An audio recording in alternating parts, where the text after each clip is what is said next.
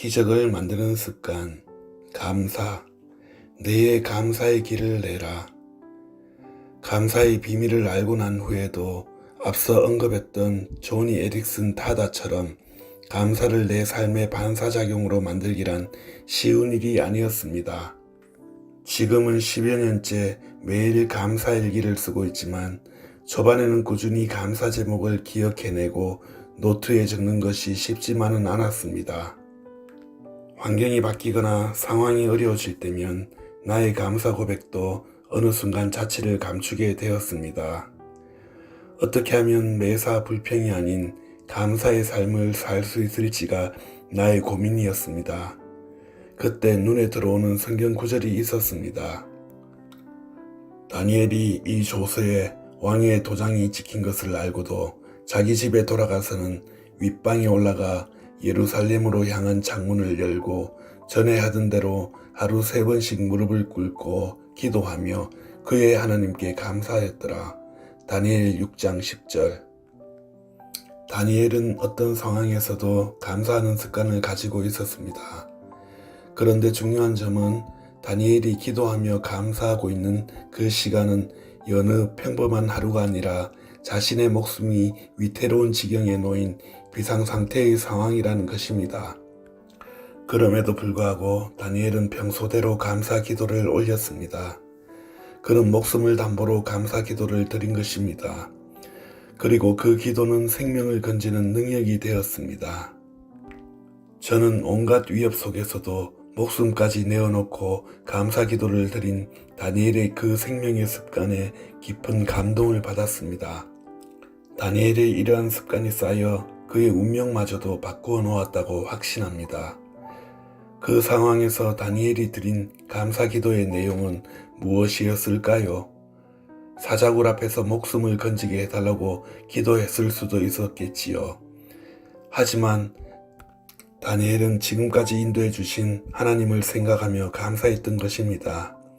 포로로 붙잡혀와 피눈물과 가시밭길의 인생이었는데 하나님께서 살려주셨고 긍휼히 여겨주셨고 종리로 높여주셨으며 이 모든 것이 하나님의 은혜였다는 사실을 깨달은 것이었습니다. 나아가서 지금 죽어도 유한이 없다는 것입니다. 감사할 수 없는 상황에서 감사했을 때 다니엘은 어떻게 되었습니까? 하나님께서는 기적으로 역사하셨습니다. 사자들의 입을 막으셨고 다니엘을 살려주셨으며 더욱 귀한 사람으로 쓰임받게 하셨습니다. 생각은 행동을, 행동은 습관을, 습관은 성품을, 성품은 운명을 낳는다. 사무엘 스마일즈. 죄된 본성에 따라 반응하는 기존의 나쁜 습관을 버리고 새로운 생명의 습관을 만들기는 쉽지 않습니다. 우리는 감사보다 불평이 훨씬 더 쉬운 반응이라는 것을 알고 있습니다. 감사는 의식적으로 노력해야 할 수 있지만 불평은 우리도 모르는 사이에 부시불식간에 튀어나오기 마련이니까요. 이때 습관이 형성되는 과정을 살펴보면 도움이 될 것 같습니다. 뇌를 연구하는 학자들은 보통 새로운 습관을 만들려면 21일 정도의 기간이 걸린다고 이야기합니다. 인간의 뇌는 어떤 행동이 충분히 반복되면서 그 안에서 시냅스라는 회로가 형성되어야만 저항을 일으키지 않고 받아들인다는 것입니다.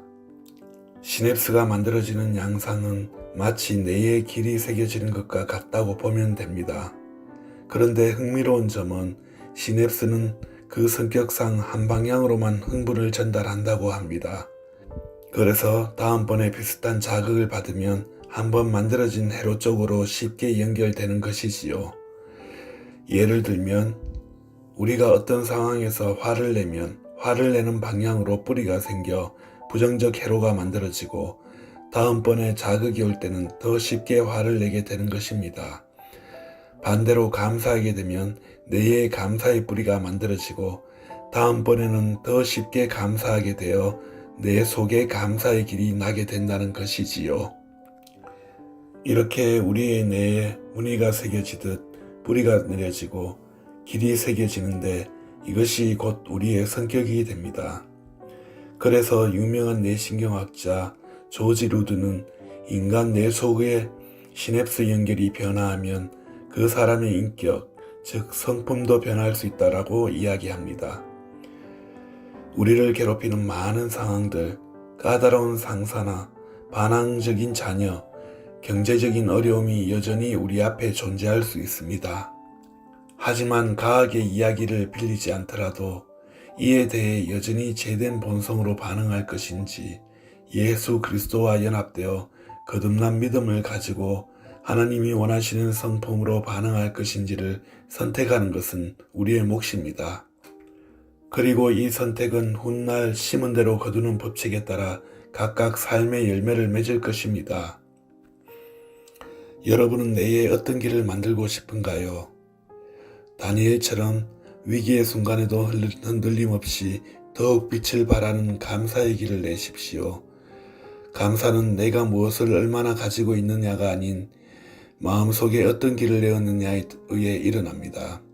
그것이 바로 생명으로 연결되는 길입니다.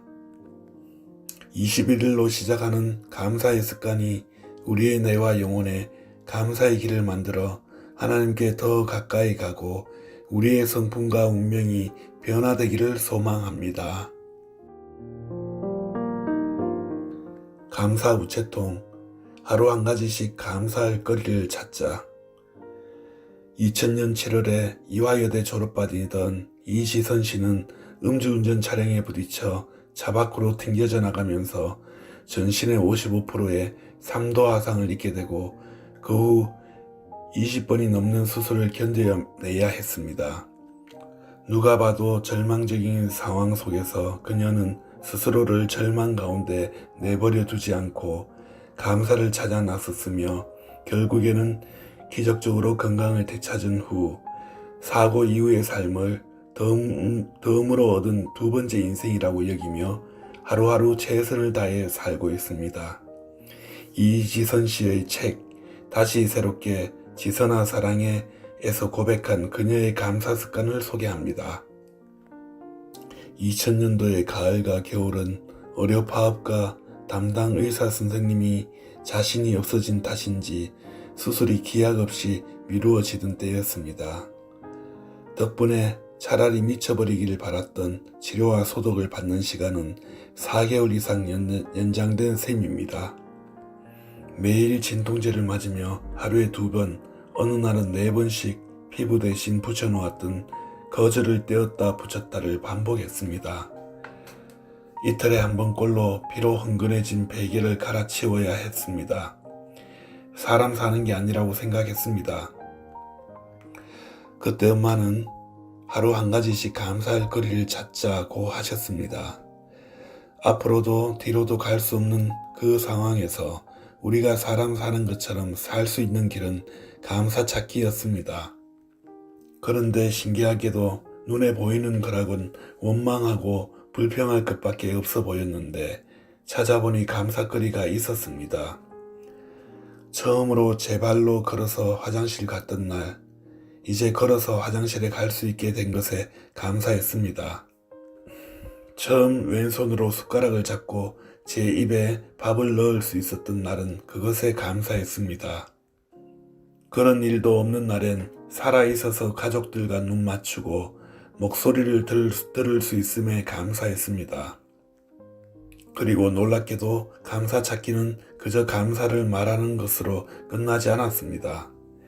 처음엔 입술로 시작한 감사가 내 귀를 통해 다시 나의 마음으로 들어와 그 감사는 점점 진심 어린 고백이 되었고 오늘의 감사거리를 찾게 하신 분께서 분명히 내일도 또 다른 감사할 거리를 주시리라는 믿음이 생기기 시작했습니다.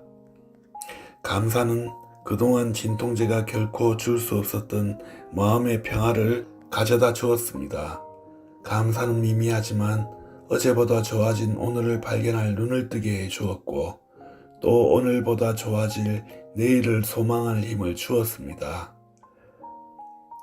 하루에도 수백만 가지의 기적이 일어나지만 그 기적을 기적으로 믿는 사람에게만 기적이 된다. 로버트 슐러.